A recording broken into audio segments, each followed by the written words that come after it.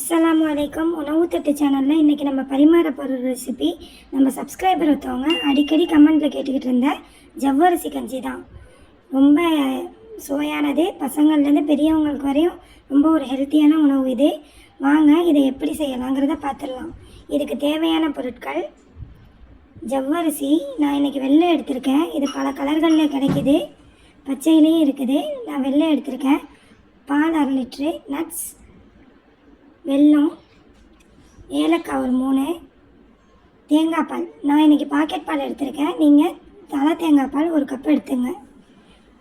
ஒரு அடுப்பில் ஒரு அடிகனமான பாத்திரத்தை வச்சு ஒரு 200 மில்லி தண்ணி ஊற்றிக்கலாம்.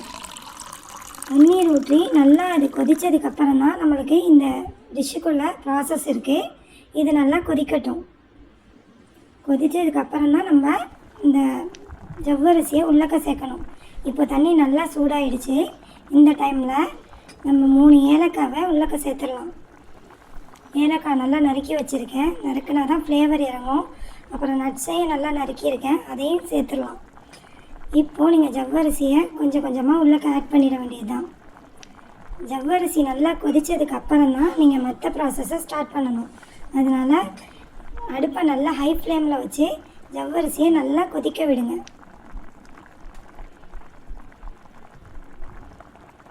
ஒரு 70% இது கொதித்ததுக்கப்புறம் நம்ம பாலை உள்ளக்க சேர்க்க போகிறோம். இது தண்ணியிலையே நல்லா வேகட்டும். பாருங்கள், ஒரு 3/4 அளவு நல்லா வெந்துருச்சு. இந்த டைமில் நம்ம பாலை உள்ளக்க சேர்த்துடலாம்.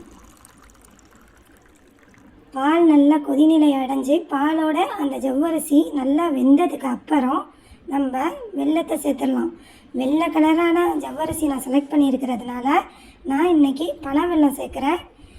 நீங்கள் கலரில் ஜவ்வரிசியில் செஞ்சிங்கன்னா அதுக்கு சுகர் தான் நீங்கள் ஆட் பண்ணணும். அப்போ தான் இதோட கலரு உங்களுக்கு ஹைலைட் ஆகும். ஜவ்வரிசி நல்லா வெந்துருச்சு. இந்த சமயத்தில் நான் வெல்லத்தை உள்ளே சேர்த்துட்டேன். வெல்லம் நல்லா கரைஞ்சதுக்கப்புறம் நல்லா கொதிக்க விட்டு நான் பாருங்கள், நல்லா கரைஞ்சதுக்கப்புறம் ஜவ்வரிசியே நல்லா வெந்துருச்சு. கண்ணாடி மாதிரி இருக்குது பாருங்கள். இந்த டைமில் நீங்கள் ஸ்டவ்வை ஆஃப் பண்ணிவிட்டு தான் நீங்கள் தேங்காய் பால் உள்ளக்க சேர்த்துக்கணும். தேங்காய் பால் ஊற்றுனதுக்கப்புறம் கஞ்சி கொதிக்கக்கூடாது. நீங்கள் சர்வ் பண்ணுற டைமில் தேங்காய் பால் சேர்த்துக்கிட்டாலும் சரி, நல்ல திக்கான தேங்காய் பாலை நம்ம உள்ளக்க சேர்த்துடலாம். அவ்வளோதான், சுவையான ஜவ்வரிசி கஞ்சி ரெடி ஆகிடுச்சு. ஜவ்வரிசி எதில் செய்வாங்கன்னு நிறைய பேருக்கு தெரிஞ்சிருக்க வாய்ப்பில்லை. இது மரவள்ளி கிழங்கு மாவில் தான் செய்கிறது. இது ரொம்ப ஹெல்த்தியானது. பாருங்கள், செஞ்சுட்டு எங்கள் கமெண்ட்டில் சொல்லுங்கள்.